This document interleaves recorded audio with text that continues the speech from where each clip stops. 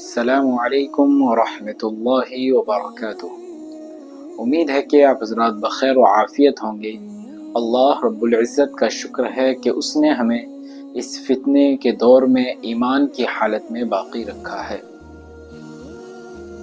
ہم ایک ایسے واقعے کو سن رہے تھے جو بڑا عجیب بھی ہے اور لوگوں کے لیے ایک امتحان کا نمونہ بھی ہے، کیونکہ یہ واقعہ معراج جو ایک تاریخ کا اہم حصہ ہے، جس کے ساتھ ہمارے ایمان کا تعلق جڑا ہوا ہے، یہ اس دور کے اندر پیش آیا جب کہ اسلام کا ابتدائی دور تھا۔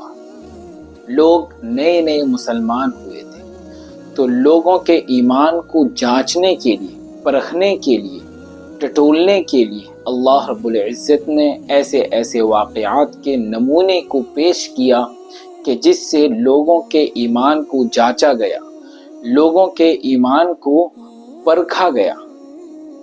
یہ اللہ رب العزت کا ایک انوکھا، ایک نرالا طرز ہے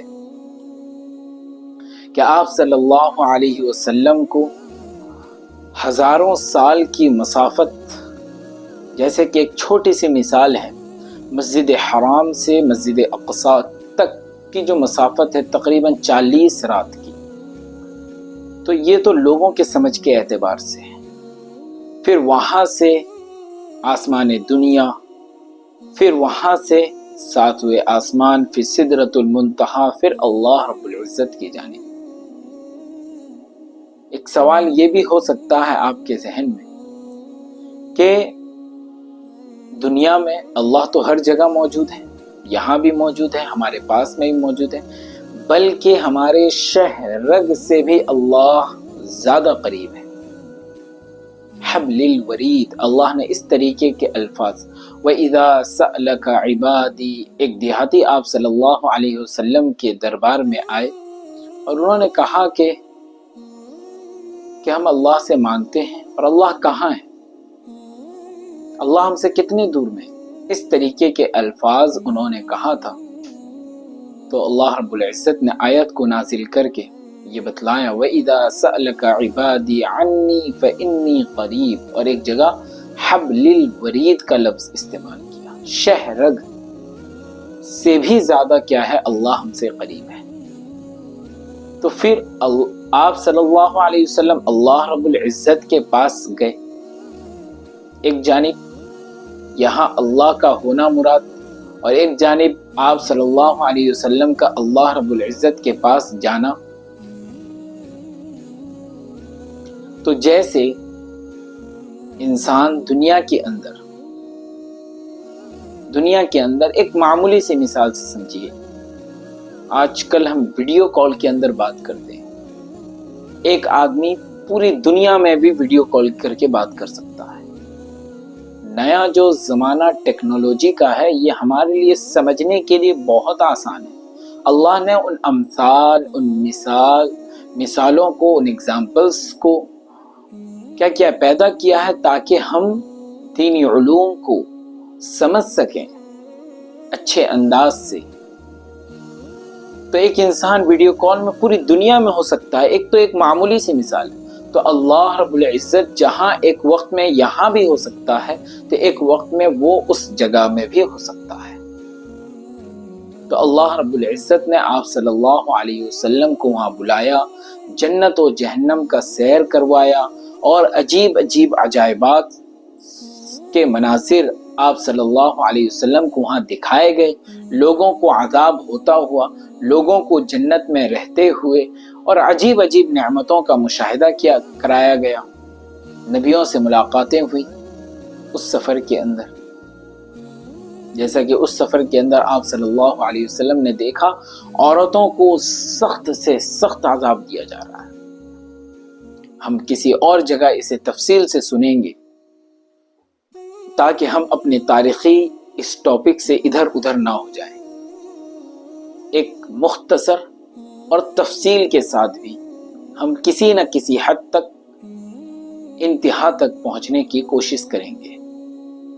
آپ صلی اللہ علیہ وسلم اپنے اس سفر سے واپسی اور ریٹرن ہوتے وقت اللہ رب العزت نے انہیں 50 وقت کی نمازیں دی تھی، جو حضرت موسیٰ علیہ السلام کے کہنے پر ایک نماز، 2 نماز یعنی 10 کر کے یا 5 کر کے آپ صلی اللہ علیہ وسلم کم کرواتے رہے، یہاں تک کہ آخری 5 نمازیں باقی رہ گئی۔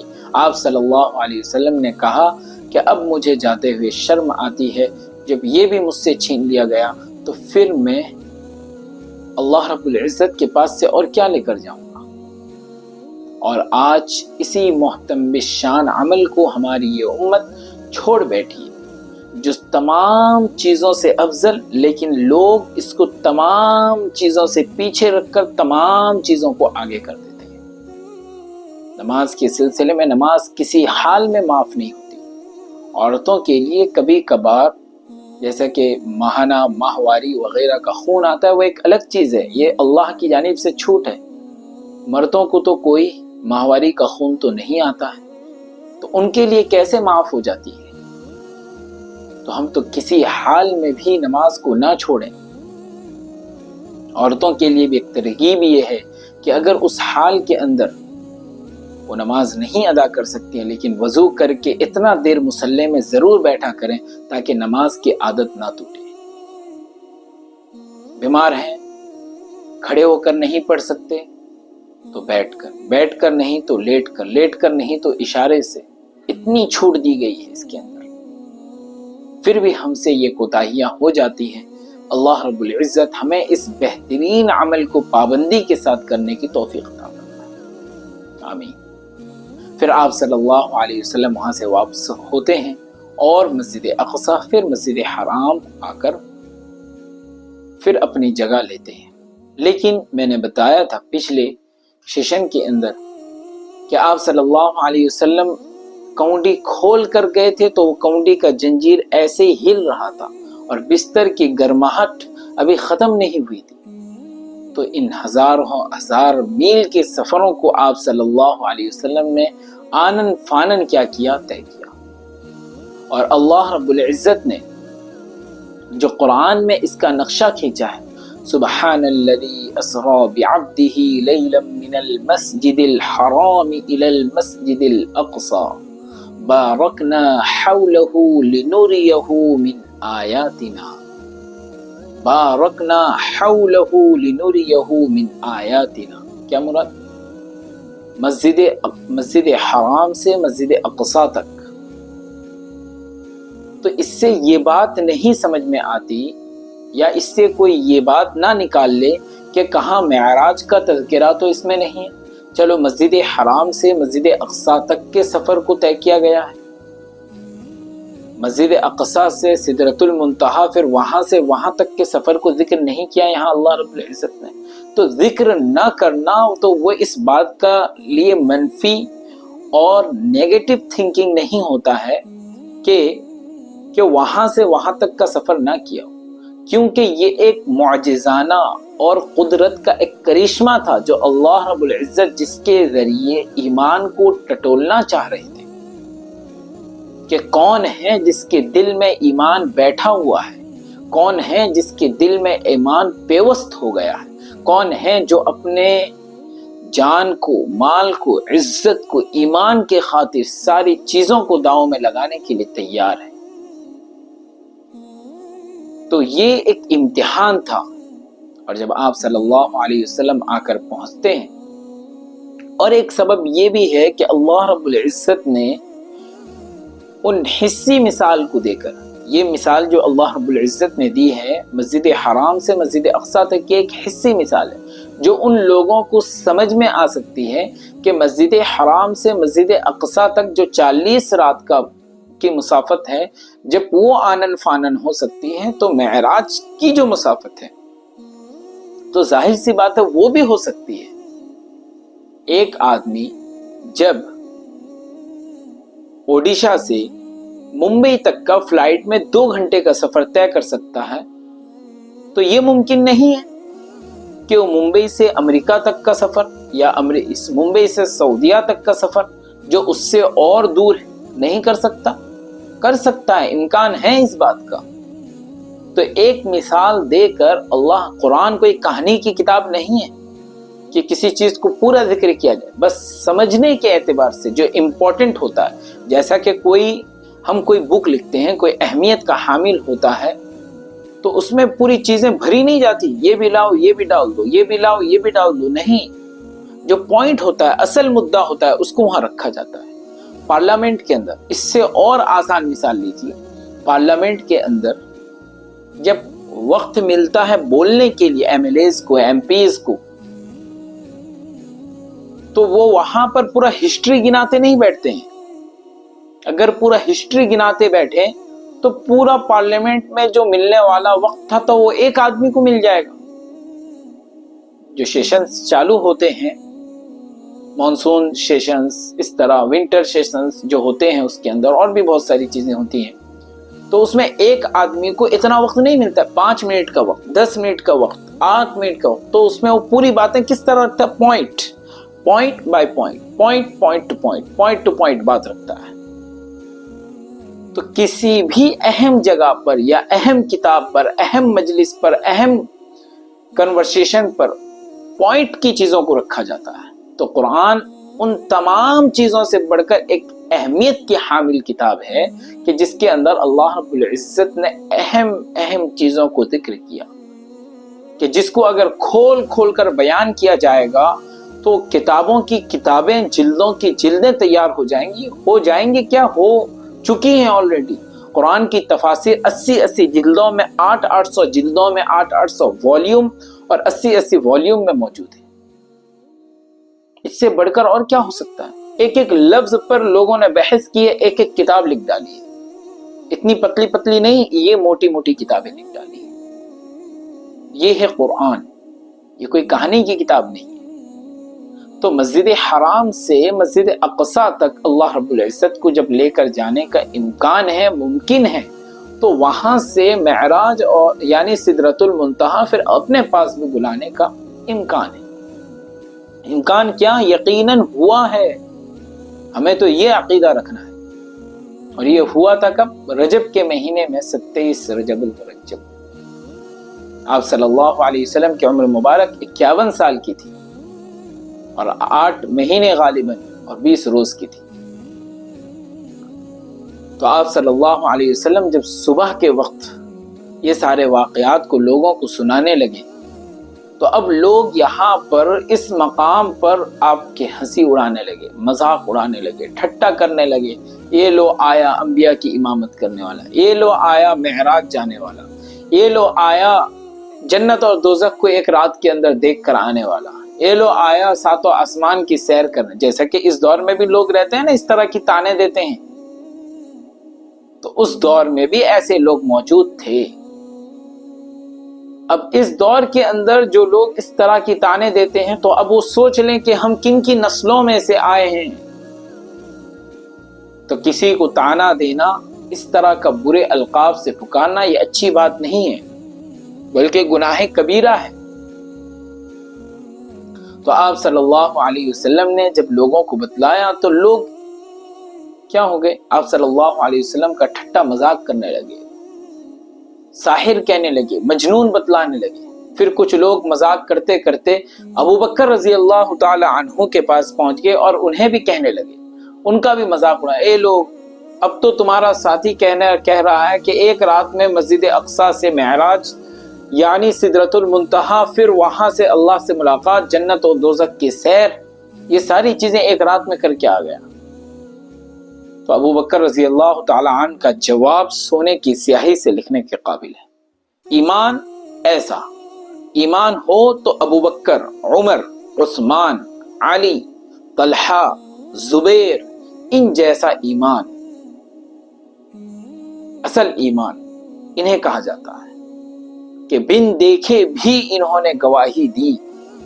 اگر ہم اپنے ایمان کو مضبوط کرتے ہیں تو اللہ رب العزت کے فضیلت جو آپ صلی اللہ علیہ وسلم کے زبانی سنائی گئی ہے، ہم بھی اس کے حامل بنیں گے۔ ابو بکر رضی اللہ تعالی عنہ وہاں سے اٹھتے ہیں، ان کے ہر بات پر یہ کہتے ہیں ابو بکر رضی اللہ تعالی عنہ، جب ایک لمحے میں، ایک لحظے میں، ایک سیکنڈ، ایک منٹ میں آسمان سے دنیا تک وحی کا آنا ممکن ہے اور آتا ہے، تو ظاہر سی بات ہے اللہ اس پر بھی قادر ہے اپنے نبی کو ایک آن اور ایک آنن فانن لوگوں کو یعنی آپ صلی اللہ علیہ وسلم کو جنت اور دوزخ، ساتوں آسمان، مسجد حرام سے مسجد اقصی، اپنے سے ملاقات، ساری چیزوں کو کرنے پر قادر ہے۔ واللہ علی کل شیء قدیر، قرآن خود کہتا ہے۔ جب یہ لفظ قرآن نے ذکر کر دیا واللہ علی کل شیء قدیر، اللہ ہر چیز پر قادر ہے، تو اس پر بھی قادر ہے اللہ۔ تو آپ صلی اللہ علیہ وسلم کے پاس ابو بکر رضی اللہ تعالی عنہ آئے اور کہنے لگے یہ بات کہ لوگ اس طرح کہہ رہے ہیں۔ آپ صلی اللہ علیہ وسلم نے کہا کہ ہاں واقعی ایسے ہی ہوا۔ تو ابو بکر رضی اللہ تعالی عنہ نے یقین کر لیا، مان لیا۔ پھر آپ صلی اللہ علیہ وسلم سے سوال کیا اس بات کا کہ آپ مسجد اقصی گئے تھے، یہ جان کر سوال کیا تھا، جان بوجھ کر ابو بکر رضی اللہ تعالی عنہ نے سوال کیا تھا کہ یہ جو سامنے بیٹھے ہوئے لوگ ہیں، جب انہیں مسجد اقصی کے متعلق آپ صلی اللہ علیہ وسلم بتلائیں گے تو یہ لوگ مان لیں گے، کیونکہ ابو بکر رضی اللہ تعالی عنہ بھی وہاں کا سفر کیے ہوئے تھے، تاجر تھے، لوگ تجارت کی غرض سے مسجد حرام سے مسجد اقصی اور مسجد اقصی سے مسجد حرام جانا آنا رہتا تھا۔ تو آپ صلی اللہ علیہ وسلم سے ابو بکر رضی اللہ تعالی عنہ نے سوال کیا، تو آپ صلی اللہ علیہ وسلم سناتے گئے کہ راستے ایسے تھے، مسجد ایسی تھی، وہاں کا موسم، کلائمیٹ ایسا تھا، ہر چیز ایک ایک چیز کر کے اس کے سلسلے میں بتلانے لگے۔ تو ابو بکر رضی اللہ تعالی عنہ اپنے گردن کو جھکائے ہوئے ہر بات کو تصدیق کرتے چلے گئے کہ بے شک یہ صحیح ہے، یہ صحیح ہے، یہ صحیح ہے، یہ صحیح ہے، آپ نے جو کہا بالکل صحیح ہے، اور مان لیا۔ وہیں پر اسی موقع پر ابو بکر رضی اللہ تعالی عنہ کو صدیق کا لقب ملا۔ کس کا؟ صدیق کا لقب ملا۔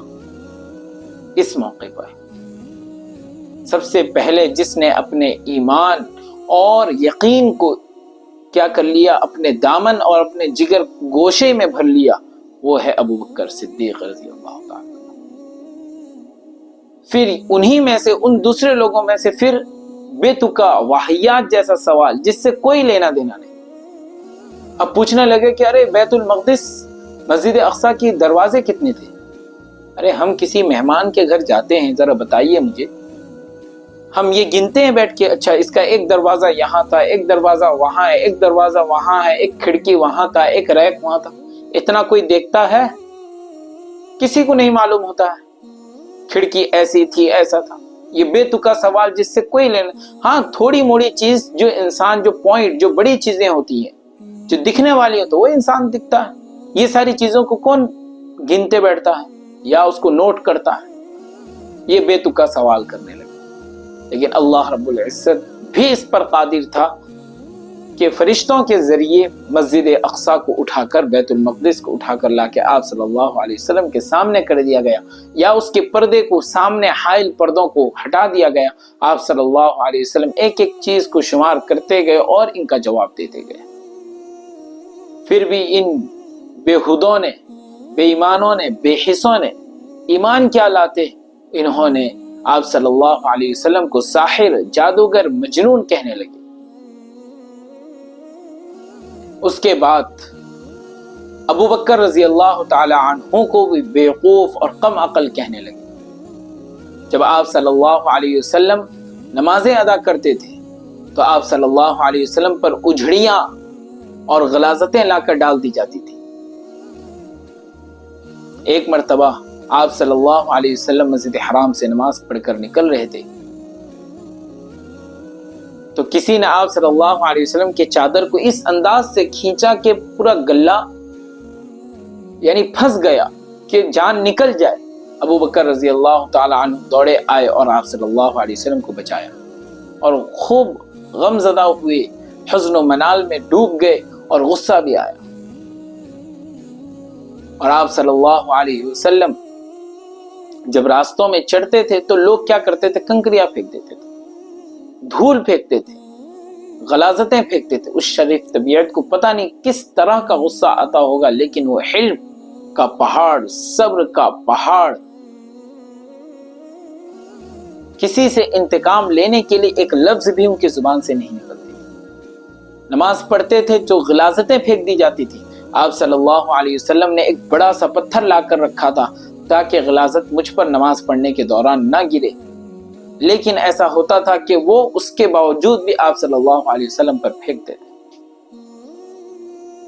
آپ صلی اللہ علیہ وسلم کے گھر جب کھانا چڑھا رہتا تھا تو ان کھانوں کے اندر بھی غلاظتیں، نجاستیں ڈال دیا کرتے تھے. ایک مرتبہ آپ صلی اللہ علیہ وسلم اپنے گھر کی جانب تشریف لے آ رہے تھے کہ کسی نے آپ صلی اللہ علیہ وسلم کے چہرے پر نجاستیں ماری، اور آپ کی بیٹی دوڑے آئی اور آپ صلی اللہ علیہ وسلم کے نجاست کو صاف کیا، منہ کے چہرے سے نجاست کو صاف کیا اور رونے لگی زار و قطار. آپ صلی اللہ علیہ وسلم اپنی بیٹی کو تسلی دینے لگے، بیٹی اللہ ہمارا حامی و ناصر ہے، اللہ ہمارا مددگار ہے. یہ لوگ جانتے نہیں ہیں، یہ لوگ مجھے جانتے نہیں ہیں، اسی وجہ سے مجھے تکلیف پہنچا رہے ہیں. کبھی کہا بھی تو آپ صلی اللہ علیہ وسلم نے کتنا لفظ کہا، صرف اتنا کہا کہ بنی عبد مناف، کیا پڑوسی کا یہی حق ہے؟ کیا پڑوس ہونے کا یہی حق ہے کہ مجھ پر نجاستیں ڈالی جائیں، مجھ پر نجاستیں پھینکی جائیں؟ صرف آپ صلی اللہ علیہ وسلم پر نہیں، ابو بکر رضی اللہ تعالی عنہ پر بھی متمول ہونے کے باوجود ایک مرتبہ کسی نے کنکری یا دھول کچڑا پھینک دیا. ولید بن مغیرہ جا رہا تھا، ابو بکر رضی اللہ تعالی عنہ نے اس سے شکایت کی. اس نے کہا کہ جیسا کرنا ویسا بھرنا، یعنی ہم لوگ کہتے ہیں نا جیسی کرنی ویسی بننی، تو اس طرح کے الفاظ اس نے کہا کہ کاش کہ تم ایمان نہیں لائے ہوتے، اس کو اپنا ساتھی نہ بنایا ہوتا تو آج یہ نوبت نہیں ہوتی. لیکن ان لوگوں نے ایمان کے خاطر اپنے جان کو، اپنے مال کو، اپنے عزت کو، اپنے جاہ و جلال کو، اپنے شہرت کو، ساری چیزوں کو قربان کیا، لیکن ایمان کو آگے رکھا. لیکن یہ واقعہ جو معراج کا واقعہ ہے، انسان کی امتحان اور انسان کو ٹٹولنے کے لیے تھا. کبھی کبھی ایسے واقعات اور ایسا سچویشن ہماری زندگیوں میں بھی پیش آ جاتا ہے جہاں پر ہمارے ایمانی جذبات کو کیا کیا جاتا ہے، جانچا جاتا ہے. اللہ رب العزت کبھی کبھی ایسا سچویشن پیدا کر دیتے ہیں جہاں پر ہمیں اپنے ایمان کو جانچنا ہوتا ہے، اپنے ایمان کو ٹٹولنا ہوتا ہے. کہیں ایسا ہوتا ہے کہ ایک چیز کا کرنا جائز بھی ہے اور ایک چیز کا کرنا ناجائز بھی ہے. اب وہاں پر ہمیں فیصلہ لینا ہوتا ہے، کیا میں یہ کروں یا نہ کروں. اب اس وقت میں ہمیں یہ سوچنا چاہیے کہ میرا رب مجھ سے اس وقت میں کیا چاہ رہا ہے، تو جو میرا رب چاہ رہا ہے مجھے وہی کرنا ہے. اس کے علاوہ باقی چیزوں کو چاہے اس میں میرا فائدہ کتنا ہی کیوں نہ ہو، اسے پیچھے ڈال دینا ہے. انشاءاللہ اس کے بعد ہم ایک دردناک واقعہ ہمارے سامنے آنے والا ہے، اور وہ ہے ہجرت کا. یہ سن 12 نبوی میں ہم چل رہے ہیں، اس کے بعد سن 13 نبوی، جس کے اندر آپ صلی اللہ علیہ وسلم کو مارنے کا پلاننگ، جڑ سے اسلام کی بنیاد کو ختم کرنے کا پلاننگ، اور مسلمانوں کا مسجد حرام سے یعنی مکہ المکرمہ سے مدینہ المنورہ کی جانب ہجرت کرنے کا سفر انشاءاللہ اس کے بعد بالتفصیل سنیں گے. السلام علیکم ورحمۃ اللہ وبرکاتہ.